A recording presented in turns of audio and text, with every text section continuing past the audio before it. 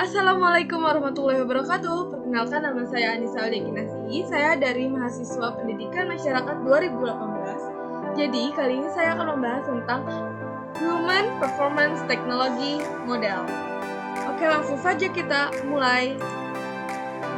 Nah, ini dia Human Performance Technology Model, yang mana ada 5 proses. Yang pertama itu ada Performance Analysis, Need or Opportunity. Yang kedua ada Cause Analysis. Yang ketiga ada Intervention, Selection, Design, Development. Yang keempat ada Intervention, Implementation, and Change. Yang kelima ada Evaluation. Jadi apa sih Human Performance Technology itu sendiri? Oke, kita buka. Nah, di sini ada pengertian teknologi kinerja, yang mana teknologi kinerja merupakan suatu proses peningkatan kompetensi oleh manusia dan organisasi guna meningkatkan produktivitas dan efisiensi hasil kerja, dan didasarkan pada pengembangan sistem yang sistemik dan sistematis. Dari hal tersebut dapat ditarik kesimpulan bahwa HPT menggunakan berbagai intervensi dari berbagai disiplin ilmu lain, termasuk psikologi perilaku, instructional design system, pengembangan organisasi, dan manajemen sumber daya manusia. Nah, langsung saja kita ke proses yang pertama, yaitu Performance Analysis, Need or Opportunity. Nah, yang pertama ini dengan melakukan suatu analisis kinerja yang menyelaraskan kebutuhan dengan tujuan yang ada. Di sini ada 5 proses nih. Yang pertama ada Organization Analysis, yang kedua ada Design Workforce Performance, yang ketiga ada Environmental Analysis, Organization, Environment Worker. Ada juga Gap Analysis, ada juga Actual State of Workforce Performance. Nah, langsung saja kita buka yang Organization Analysis. Nah, apa sih Organization Analysis? Yaitu analisis organisasi. Bisa dimulai dari analisa visi. Apa sih maksud visi dari adanya ini? Terus misinya atau apa? Terus nilai, strategi, tujuan. Nah, terus selanjutnya itu ada Design Workforce Performance. Dan di sini kita udah mulai nih melihat kinerja dari tenaga kerja kita. Selanjutnya itu ada Environmental Analysis. Nah, dari sini kita bisa melakukan analisis lingkungan yang terdiri dari lingkungan organisasi, lingkungan kerja, pekerjaan itu sendiri, maupun pekerja atau karyawan. Dan selanjutnya itu ada Gap Analysis. Yang mana apabila terjadi suatu gap, maka dilakukanlah gap analysis dengan mencari penyebab masalah seperti kurangnya dukungan dari lingkungan yang dapat dilihat dari bagaimana kelengkapan data, informasi, dan bagaimana tanggapan dan dukungan dari lingkungan.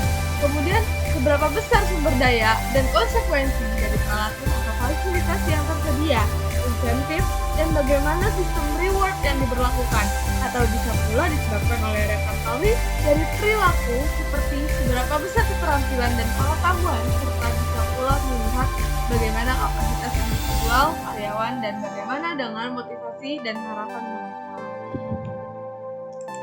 Oke, kita lanjut ke Actual State of Workforce Performance. Nah, di tahap ini dilakukanlah observasi seberapa jauh realisasi kerja tenaga kerja. Oke, setelah satu proses ini, kita lanjut ke Cause Analysis, yang mana Cause Analysis itu terdiri dari lack of environmental support dan lack of professional behavior. Nah, langsung aja kita buka Cause Analysis. Kemudian setelah melalui tahap analisis kerja, menyimpulkan apa yang menjadi penyebab terjadinya kesenjangan antara keadaan yang sebenarnya dengan hasil yang diinginkan. Maka perlu dianalisis penyebab kinerja yang paling dominan. Cara yang dilakukan dalam menganalisis tiadaan dukungan dari lingkungan berupa data informasi dan umpan balik, dan juga ketiadaan perbendaharaan perilaku berupa motivasi dan pengharapannya.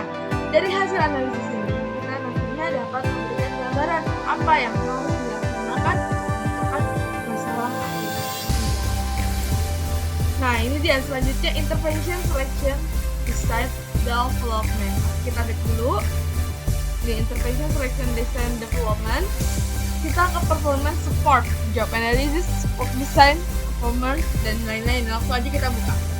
Nah, di sini apabila diketahui ada permasalahan dan diketahui sumber permasalahannya, maka dilakukanlah intervensi dengan dukungan kerja secara instruksional maupun non-instruksional melalui job analysis atau work design, yaitu analisa kerja, Terus juga ada personal development atau pengembangan pribadi, ada human resource, pengembangan sumber daya, development organizational, pengembangan organisasi, ada juga communication atau komunikasi, organizational design and development, dan yang terakhir ada financial system, yaitu melakukan perbaikan sistem finansial.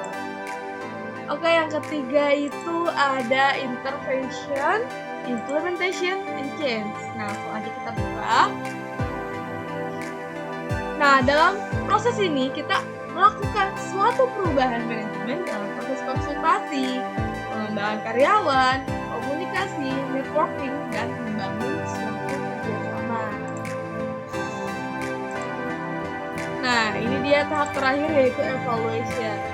Yang mana evaluation itu terbagi menjadi beberapa, yaitu 4. Yang pertama ada formatif, summatif, confirmatif, dan yang terakhir ada evaluation atau validation. Langsung aja kita buka ke formatif. Formatif itu apa sih? Pertama adalah formatif yang menyangkut analisis kinerja, analisis penyebab salah, seleksi, dan desain intervensi. Selanjutnya itu kita ke summatif.